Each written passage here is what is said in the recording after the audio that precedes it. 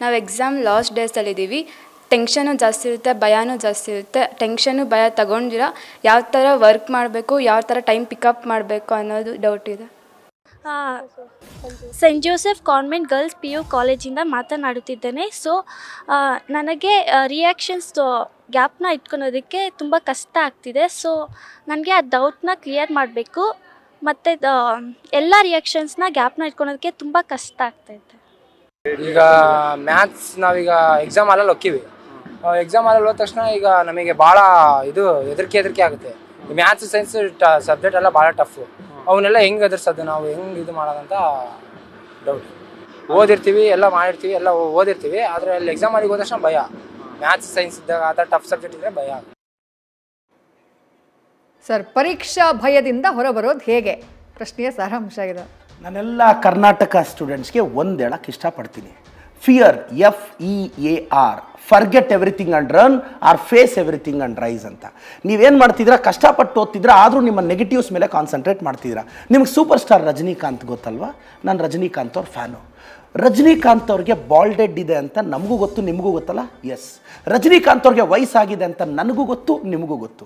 ರಜನಿಕಾಂತ್ ಅವ್ರಿಗೆ ಮುಖದ ಮೇಲೆ ರಿಂಕಲ್ಸ್ ಬಂದಿದೆ, ವಯಸ್ಸಾಗಿದೆ ಅನ್ನೋದು ರಜನಿಕಾಂತ್ಗೂ ಗೊತ್ತು, ನಮಗೂ ಗೊತ್ತು. ಆದರೆ ಇದೆಲ್ಲದರ ಜೊತೆ ರಜನಿಕಾಂತ್ ಅವ್ರಿಗೆ ಇನ್ನೊಂದು ವಿಚಾರ ಗೊತ್ತು. ವಿಗ್ ಹಾಕಿ ಮೇಕಪ್ ಮಾಡಿದ್ರೆ ನನಗಿಂತ ಸೂಪರ್ ಸ್ಟಾರ್ ಇಲ್ಲ ಅನ್ನೋ ಸತ್ಯ ರಜನಿಕಾಂತ್ಗೆ ಗೊತ್ತಿದೆ. ಆ ಕಾರಣಕ್ಕೆ ರಜನಿಕಾಂತ್ ಅವ್ರು ಸೂಪರ್ ಸ್ಟಾರ್ ಆಗ್ತಿದೆ. ಸ್ಟಾರ್ಸು, ಸೂಪರ್ ಸ್ಟಾರ್ಸು, ದೊಡ್ಡ ದೊಡ್ಡ ವ್ಯಕ್ತಿಗಳು ಅವರ ನೆಗೆಟಿವ್ಸ್ ಲಿಮಿಟೇಷನ್ಸ್ಗಿಂತ ಅವ್ರ ಸ್ಟ್ರೆಂತ್ ಮೇಲೆ ಕಾನ್ಸಂಟ್ರೇಟ್ ಮಾಡ್ತಿದ್ದೀರಾ. ನೀನು ಬೆಳಗ್ಗೆ 9:30 ಸಂಜೆ 5 ಗಂಟೆವರೆಗೂ ಸ್ಕೂಲಲ್ಲಿದ್ದು 2 ತಾಸು ಕೆಲವರು ಟ್ಯೂಷನ್ಗೆ ಹೋಗಿ ಓದಿದ ನಂತರ ಎಕ್ಸಾಮ್ ಭಯ ಬರ್ತಿದೆ ಅಂದರೆ because you are unable to understand yourself. Time ಬದಲಾಗುತ್ತೆ ಮಗ, ತಲೆ ಕೆಡಿಸ್ಕೋಬೇಡ. ಬೆಳಗ್ಗೆ 9 ಗಂಟೆಗೆ ಸ್ಕೂಲ್ ಬೆಲ್ಲು ಬೇಜಾರು ತರಿಸಿದ್ರೆ ಅದೇ ಸ್ಕೂಲ್ ಬೆಲ್ಲು ಸಂಜೆ 4 ಗಂಟೆಗೆ ಖುಷಿ ಕೊಡುತ್ತೆ madam. The same thing 2 different ಫೀಲ್ಡ್ಸ್ನ ಕ್ರಿಯೇಟ್ ಮಾಡುತ್ತೆ. ಚೆನ್ನಾಗಿ ಕಾನ್ಸಂಟ್ರೇಟ್ ಮಾಡಿ ಓದಬೇಕು. ಮತ್ತು ಎಕ್ಸಾಮಲ್ಲಿ ನೀವೇನು ಮಾಡ್ತೀರಾ, ಮಿನಿಮಮ್ 2 ರಿಂದ 3 ತಾಸು ಓದಲಿಲ್ಲ ಅಂದರೆ ಲೈಫಲ್ಲಿ ಎಕ್ಸಾಮಲ್ಲಿ ಭಯ ಬಂದೇ ಬರುತ್ತೆ. ಬಿಕಾಸ್ 6 ಸಬ್ಜೆಕ್ಟ್ ಓದಬೇಕು, ಸಬ್ಜೆಕ್ಟ್ ಹ್ಯಾಂಡಲ್ ಮಾಡಬೇಕು. ಇವತ್ತಿಂದ ಒಂದು ಟೈಮ್ ಟೇಬಲ್ ಹಾಕ್ಕೊಳ್ಳಿ, 4 to 6 hours ಪ್ರಿಪೇರ್ ಆಗ್ತೀನಿ ಅಂತ. ಈ ಅವಕಾಶನ ಮಿಸ್ ಮಾಡ್ಕೋಬೇಡಿ. ಒಂದು ಸಲ ಒಬ್ಬ ಜರ್ನಲಿಸ್ಟು ಬಿಲ್ ಗೇಟ್ಸ್ನ ಕೇಳಿದ್ರಂತೆ, ಬಿಲ್ ಗೇಟ್ಸ್ ನೀವಿಷ್ಟು ಶ್ರೀಮಂತರು ಹೆಂಗಾದ್ರಿ ಅಂತ. ಆ ಲೈವಲ್ಲೇ ಬಿಲ್ ಗೇಟ್ಸು ಒಂದು ಬ್ಲ್ಯಾಂಕ್ ಚೆಕ್ನ ಸೈನ್ ಹಾಕಿ, ತಗೋ ಎಷ್ಟು ಬೇಕೋ ಅಷ್ಟು ಬರ್ಕೋ ಕೊಟ್ಟುಬಿಡ್ತೀನಿ ಅಂತ.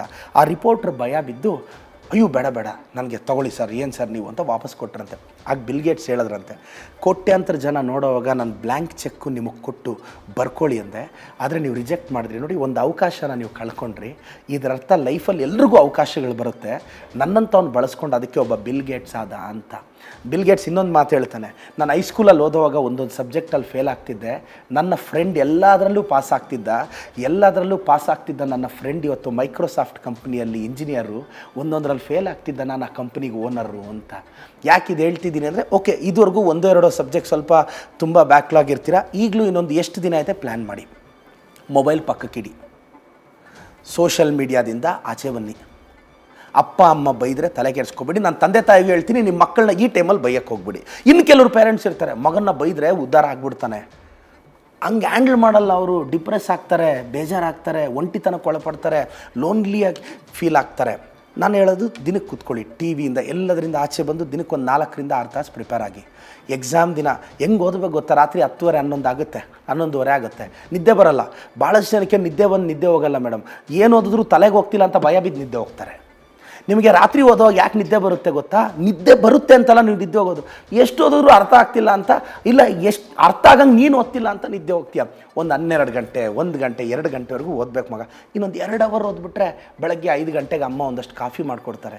ಕಾಫಿ ಕುಡಿದು ಸ್ವಲ್ಪ ಬೆಳಗ್ಗೆ 6 ಗಂಟೆಯಿಂದ ಫ್ರೆಶ್ ಅಪ್ ಆಗಿ ಮತ್ತೆ 7 ಗಂಟೆಗೆ ಟ್ಯೂಷನ್ಗೋ ಸ್ಕೂಲ್ಗೆ ಹೋಗಿ ಮತ್ತೆ ಬಂದು ಎಕ್ಸಾಮ್ ಬರೆದು ಔಟ್ ಆಫ್ ಔಟ್ ಬರೆದು ಅವತ್ತು ರಾತ್ರಿ ಊಟ ಮಾಡಿ ರಾತ್ರಿ 10-10ವರೆಗೂ ಮತ್ತೆ ಓದಿ ಈ ತಲೆನ ಹಾಸಿಗೆ ಮೇಲೆ ಹಾಕಿದಾಗ ಆ ಫೀಲ್ ಇರುತ್ತಲ್ಲ, ಗೆಲ್ತೀನಿ ಅಂತ, ಅದು ಕೊಡೋ ಖುಷಿ ಇನ್ಯಾವುದೂ ಕೊಡಲ್ಲ. ಈ ಥರ ತ್ಯಾಗ ಮಾಡಬೇಕು. ಓದಿ ಸರ್, ಯಾವಾಗ ಓದಬೇಕು ಸರ್, ಎಷ್ಟೊತ್ತು ಓದಬೇಕು ಸರ್, ಓದ್ತಾನೇ ಇರಬೇಕು. ನಿದ್ದೆ ಬಂದರೆ ಮಾತ್ರ ಇದೇನು ಗೊತ್ತಾ ಮೇಡಮ್, ನಾವು ಲೈಫಲ್ಲಿ ಯಾವುದಕ್ಕೂ ಟೈಮ್ ಟೇಬಲ್ ಹಾಕ್ಕೊಂಡಿಲ್ಲ. ಈ ಊಟಕ್ಕೆ ರೆಸ್ಟ್ಗೆ ಟೈಮ್ ಟೇಬಲ್ ಇದೆ. ಇಷ್ಟೊತ್ತಿಗೆ ಬ್ರೇಕ್ಫಾಸ್ಟ್, ಇಷ್ಟೊತ್ತಿಗೆ ಲಂಚು, ಇಷ್ಟೊತ್ತಿಗೆ ಡಿನ್ನರು, ಇಷ್ಟೊತ್ತಿಗೆ ನಿದ್ದೆ ಮಾಡಿಬಿಡಬೇಕು. ಮಿನಿಮಮ್ 6 hours, ಮಿನಿಮಮ್ 8 hours ನಿದ್ದೆ ಹೋಗಬೇಕು. ಈಗ ಕೆಲವ್ರಿಗೆ ಹೋದ್ರು ಅಂದರೆ, ಸರ್ ನೀವು ಹೇಳ್ದಂಗೆ ರಾತ್ರಿ ಎಲ್ಲ ಓದಿದ್ರೆ ಆರೋಗ್ಯ ಹಾಳಾಗಲ್ವಾ? ಅಪ್ಪ 18 ವರ್ಷದಿಂದ 16 ವರ್ಷದಿಂದ ಏನು 8 ಅವರ್ ನಿದ್ದೆ ಹೋಗಿ ಬಿರ್ರಿ ರೆಸ್ಟ್ ಮಾಡಿದ್ಯಾ, ಏನು ಕಡ್ದು ಕಟ್ಟೆ ಹಾಕಿದ್ಯಾ ಮಗನೇ ಹೇಳು. ಮ್ಯಾಕ್ಸಿಮಮ್ ಅಂದರೆ ಆ ಮನೆ ಸೋಕೇಶಲ್ಲಿ ಒಂದು 100 ಮೀಟರ್ಸ್ ರನ್ನಿಂಗ್ ರೇಸ್ದು ಒಂದು ಚಿಕ್ಕದೊಂದು ಕಪ್ ಇರುತ್ತೆ, ಇಲ್ಲ ಒಂದು 2 ಸ್ಟೀಲ್, ನಮ್ಮ ಗೌರ್ಮೆಂಟ್ ಸ್ಕೂಲಾದ್ರೆ ನಮಗೆ ಸ್ಟೀಲ್ ಪ್ಲೇಟ್ಗಳು ಅದು ಇದು ಕೊಡೋದು ಇವಿರುತ್ತೆ. What you have achieved, this a time to prove yourself. ಕಷ್ಟಪಟ್ಟೋದು. ಮತ್ತು ನೀಟ್ ಎಕ್ಸಾಮ್ ಬರೆಯೋ ಮಕ್ಕಳಿಗೂ ಹೇಳ್ತಾ ಇದ್ದೀನಿ, MBBS ಆಗಬೇಕು. MBBS ಅಂದರೆ ಮಾ ಬಾಪ್ ಕಾ ಬಡಾ ಸಪ್ನಾ. MBBS ಅಂದರೆ ಮೇರಾ ಬಾಯ್ ಅವ್ರ ಬಹನೋं का ಬಡಾ ಸಪ್ನಾ. ಹೋಗಿ ನೀಟ್ ಎಕ್ಸಾಮ್ಗೆ ಹೋಗ್ತಿರಲ್ಲ, ಕಾನ್ಫಿಡೆಂಟಾಗಿ ಓದಿ. ಮೇ 4ನೇ ತಾರೀಕು ನೀಟ್ ಎಕ್ಸಾಮ್ ಬರೆದು 5 ಕಾಲ್ಗೆ ಆಚೆ ಬರ್ತೀರಾ. ನಿಮ್ಮ ಅಪ್ಪ ಹತ್ರ ಮೊಬೈಲ್ ಇಸ್ಕೊಂಡು ಫೋಟೋ ಹೊಡೆದು ನಿಮ್ಮ ಇನ್ಸ್ಟಿಟ್ಯೂಷನ್ ಅವ್ರಿಗೆ ಹಾಕಿ. ಯಾಕೆ ನಿಮ್ಮ OMR ಶೀಟ್ನ ಅಂದರೆ ಆ ಸ್ಕ್ಯಾನ್ ಕಾಪಿನ ಯಾಕೆ ಕಳಿಸಿದ್ರಿ ಅಂದರೆ, ಸರ್ ಈ ಸಲ ನನ್ನ OMR ಶೀಟೇ ಅಫಿಷಿಯಲ್ ಕೀ ಆನ್ಸರು, ಒಂದು ರಾಂಗ್ ಮಾಡಲ್ಲ ಅಂತ ಹೇಳಿ ಅಷ್ಟೇ. ದಮ್ಮಿದ್ರೆ ತಾಕತ್ತಿದ್ರೆ ಫೈಟ್ ಮಾಡಿ. ನಾನು ಹೇಳೋದು ಮೇಡಮ್, ಸಕ್ಸಸ್ಸು ಫೇಲ್ಯೂರ್ ಅಲ್ಲ ಮೇಡಮ್, ಅದ್ರ ಮಧ್ಯೆ ನಾವು ಮಾಡೋ ಫೈಟೇ ನಿಜವಾದ ಥ್ರಿಲ್ಲು. ರೈಟ್. ಬೆಳಗಾವಿಯಿಂದ ಒಬ್ಬರು ಶಿಕ್ಷಕರು ನಮ್ಮ ಜೊತೆ ಸಂಪರ್ಕದಲ್ಲಿದ್ದಾರೆ ಸರ್, ಯಲ್ಲಪ್ಪ ಅಂತ ಹೇಳಿ. ಯಲ್ಲಪ್ಪ ಅವರೇ ನಮಸ್ಕಾರ. ಸರ್ ನಮಸ್ತೆ ಮೇಡಮ್. ನಮಸ್ಕಾರ ಯಲ್ಲಪ್ಪ ಸರ್. ಸರ್ ನಮಸ್ತೆ. ನಮಸ್ಕಾರ, ಹೇಳಿ ಯಲ್ಲಪ್ಪ ಸರ್. ಸರ್ ನಿಮಗೆ, ನೀವು ಈ ಕಾರ್ಯಕ್ರಮದಲ್ಲಿ ಬಂದಿರೋ ಮೊದಲು ನಿಮ್ಗೆ ತುಂಬ ಹೃದಯದ ಧನ್ಯವಾದ sir. Thank you sir. Sir ನಾವು ಗ್ರಾಮೀಣ ಪ್ರೌಢಶಾಲೆಯಲ್ಲಿ ಶಿಕ್ಷಕನಾಗಿ 16 ವರ್ಷ ಮುಗಿಸಿ 17ನೇ ವರ್ಷ ಕೆಲಸ ಮಾಡ್ತಿದ್ದೀನಿ. Yes sir. ಬಟ್ ನಮ್ಮ ಮಕ್ಕಳಿಗೆ ಏನಂದ್ರೆ, ಹಳ್ಳಿ ಮಕ್ಕಳಿಗೆ ಪಾಪ ಬಡತನ, ತಂದೆ ತಾಯಿ ಎಲ್ಲ ಕೆಲಸಕ್ಕೆ ಹೋಗ್ತಾರೆ, ಎಸ್ ಸರ್. ಮುಂದೆ ಬೇರೆ ಬೇರೆ ಕಡೆ ವಲಸೆಗೆ ಹೋಗಿರ್ತಾರೆ. ಅಂತ ಮಕ್ಕಳಿಗೆ ಸ್ವಲ್ಪ ಓದೋದಕ್ಕೆ, ಅವಕ್ಕೆ ಓದೋಕೆ ಆಸಕ್ತಿ ಇರ್ತದೆ, ಬಟ್ ಅವಕ್ಕೆ ಸೌಲಭ್ಯಗಳಿರಲ್ಲ. Yes sir. ಅದಕ್ಕೆ ಮಕ್ಕಳಿಗೆ CBSE ಏನಿದೆ, ಇಂಟರ್ನಲ್ ಅಂದ್ರೆ assessment marks with annual exam marks ಸೇರಿಬಿಟ್ಟು ಪಾಸ್ ಮಾಡೋದಕ್ಕೆ ಅವಕಾಶ ಇದೆ. ಬಟ್ ನಮ್ಮ ಸ್ಟೇಟ್ ಅಲ್ಲಿ ಇಲ್ಲ. ಎಸ್. ಅದಕ್ಕೆ ನೀವು ಒಂದು ಸ್ವಲ್ಪ ಮಿನಿಸ್ಟರ್ ಗಮನಕ್ಕೆ ತಂದ್ರೆ ನಿಮಗೆ ಅದರ ಬಗ್ಗೆ ಸರ್, ನಾನು ಒಂದು ಶಿಕ್ಷಕನಲ್ಲದೆ ಈಗ ಶಾಸಕನೂ ಆಗಿರೋದ್ರಿಂದ ನಾನು ನಮ್ಮ ಮಧು ಬಂಗಾರಪ್ಪ ಸಾಹೇಬರು ಭಾಳ ಒಳ್ಳೆ ಕೆಲಸ ಮಾಡ್ತಿದ್ದಾರೆ ಸಚಿವರಾಗಿ. ಅವ್ರ ಗಮನಕ್ಕೆ ಪ್ರಾಮಾಣಿಕವಾಗಿ ತರ್ತೀನಿ. ನಾನು ಮತ್ತೆ ಮೊನ್ನೆ ಸಾಹೇಬ್ರ ಗಮನಕ್ಕೂ ಒಂದು ವಿಚಾರ ಹೇಳಿದ್ದೀನಿ. ಮೇಡಮ್, ಎಲ್ಲಿ ಯಾಕೆ SSLCಗೆ ಬಂದರು, ನನಗೊಂದು ಪ್ರಶ್ನೆ ನಾನೊಂದು ಟೀಚರಾಗಿ ಕಾಡ್ತಿರುತ್ತೆ. ಒಂದು ಮಗು 10 ವರ್ಷ ಓದಿದ ನಂತರನೂ 10th 35 ಮಾರ್ಕ್ಸ್ ತೆಗಿಯೋಕ್ಕೆ ಯಾಕೆ ಫೇಲ್ ಆಗ್ತಿದೆ ಅಂದರೆ, ದ ರೀಸನ್ ನಾವು 5, 6, 7ನೇ ಕ್ಲಾಸಲ್ಲಿ ಫೌಂಡೇಶನ್ ಏನಿದೆ ದಟ್ ಹ್ಯಾಸ್ ಟು ಚೇಂಜ್.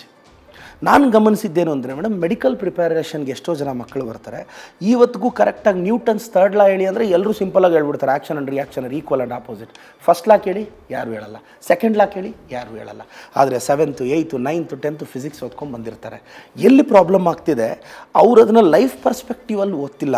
ನಾನೆಲ್ಲ ಸ್ಟೂಡೆಂಟ್ಸ್ಗೆ ಹೇಳೋದು ಇಷ್ಟೇ, ಸ್ಪೆಷಲಿ ತಂದೆ ತಾಯಿಗೆ, ಮೇಡಮ್ ಫೌಂಡೇಶನ್ಸ್ನ ಚೆನ್ನಾಗಿ ಪ್ರಿಪೇರ್ ಮಾಡಿಸಿ. ನಾನು ನನ್ನ ಕ್ಷೇತ್ರದಲ್ಲಿ ನನಗೊಂದು ಐಡಿಯಾ ಇದೆ ಮೇಡಮ್. ನಾನೀಗ ಏಪ್ರಿಲ್ ಸರ್ಕಾರಕ್ಕೆ ಆಲ್ರೆಡಿ ಪತ್ರ ಬರೆದಿದ್ದೀನಿ. ಏನು ಅಂದರೆ 6ನೇ ಕ್ಲಾಸಲ್ಲಿ ಒಂದು ಗೌರ್ಮೆಂಟ್ ಸ್ಕೂಲ್ ಮಗುಗೆ, ನನ್ನ ದೊಡ್ಡ ಡ್ರೀಮ್ ಇದು. ನಾನೀಗ 6ನೇ ಕ್ಲಾಸಿಂದ ಸ್ಟಾರ್ಟ್ ಮಾಡಬೇಕು ಅಂತಿದ್ದೀನಿ. ಏನು ಅಂದರೆ 11th, 12th ಆ ಮಗು ಸೈನ್ಸ್ಗೆ ಹೋದರೆ ಫಿಸಿಕ್ಸ್ ಏನೆಲ್ಲ ಬರುತ್ತೋ 11th, 12th ಸಿಲೆಬಸ್ನ 6th, 7th, 8th ಬ್ರೇಕ್ ಮಾಡಿ ಡೈಲಿ ಒಂದು ಪೀರಿಯಡು, ಅಂದರೆ ಈಗ ಏನಾಗುತ್ತೆ, ಸ್ಪೋರ್ಟ್ಸ್ ಪೀರಿಯಡ್ನ ಕಟ್ ಮಾಡ್ತೀನಿ. ನನ್ನ ಕ್ಷೇತ್ರದಲ್ಲಿ ಡೈಲಿ 1 hour ಸ್ಪೋರ್ಟ್ಸ್ ಪೀರಿಯಡ್ ಇರುತ್ತೆ, ಅದನ್ನು ಕಟ್ ಮಾಡ್ತೀನಿ. ಬಟ್ ಯಾರು ಇಂಟ್ರೆಸ್ಟ್ ಇರ್ತಾರೋ ಸ್ಪೋರ್ಟ್ಸ್ಗೆ ಅವ್ರಿಗೆ ಮಾತ್ರ ಕೊಟ್ಟು ಇನ್ ಜನರಲ್ ಬಿಡದೆ, ಅಂದರೆ ಯಾರು ಚೆನ್ನಾಗಿ ಆಡ್ತಾರೋ ಅವ್ರನ್ನ ಸಪೋರ್ಟ್ ಮಾಡ್ತೀವಿ ನಾವು, ಸ್ಪೋರ್ಟ್ಸ್ ವಿರೋಧಿ ಅಲ್ಲ. ಆ 1 hour ಆ ಹುಡುಗನಿಗೆ 11th ಸ್ಟ್ಯಾಂಡರ್ಡ್ ಫಿಸಿಕ್ಸ್ನ 6ನೇ ಕ್ಲಾಸಲ್ಲಿ ಹೇಳ್ಕೊಡ್ತೀನಿ, 7ನೇ ಕ್ಲಾಸಲ್ಲಿ ಸೆಕೆಂಡ್ ಇಯರ್ದು ಹೇಳ್ಕೊಡ್ತೀನಿ, 8ನೇ ಕ್ಲಾಸಲ್ಲಿ 11th, 12th ರಿವೈಸ್ ಮಾಡ್ತೀನಿ, 9ನೇ ಕ್ಲಾಸಲ್ಲಿ ಆ ಹುಡುಗನಿಗೆ ಬರೀ ಪರೀಕ್ಷೆ ಬರೆಸ್ತೀನಿ, 10ನೇ ಕ್ಲಾಸಲ್ಲಿ ಅವ್ರ ಸಿಲೆಬಸ್ ಓದ್ಕೊತಾನೆ. ಅವ್ನು ಯಾವುದಾದ್ರೂ ಒಂದು ಕಾಲೇಜಿಗೆ ಹೋಗಿ PCMB ತೊಗೊಂಡ್ರೆ ಇದೇನು 4 ವರ್ಷದಿಂದ ಹೇಳಿದ್ದಿಲ್ಲೂ ಅದೇ ಹೇಳ್ತಾ ಇದ್ದಾರೆ ಅಂತ ಅನಿಸ್ಬಿಡ್ಬೇಕು. ಆ ಏಜಲ್ಲಿ ಓದ್ಸ್ಕೊಂಡ್ಬರ್ಬೇಕು. ಆಗುತ್ತೆ. ಇದು ನನ್ನ ಕ್ಷೇತ್ರದಲ್ಲಿ ನಾನು ಪ್ರಯೋಗ ಮಾಡ್ತೀನಿ, ನಾನು ಯಶಸ್ವಿ ಆಗ್ತೀನಿ ಅಂತ ನಂಬಿಕೆ ಇದೆ ನಾನು. ನ್ಯೂಸ್ ಫಸ್ಟ್, ನಿರ್ಭೀತಿಯಿಂದ ನಿಮ್ಮ ಪರವಾಗಿ.